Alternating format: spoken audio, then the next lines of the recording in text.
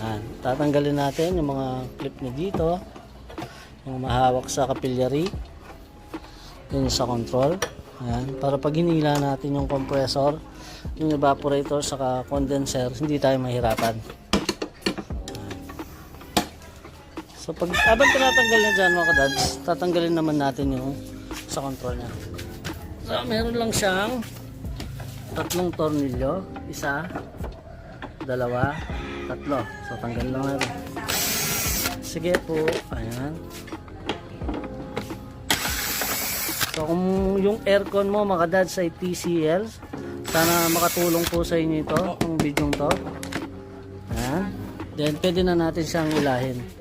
Tatanggalin lang natin dito muna. Ay, pati pala dito. Siyempre, dapat natin siyang i-cut dito.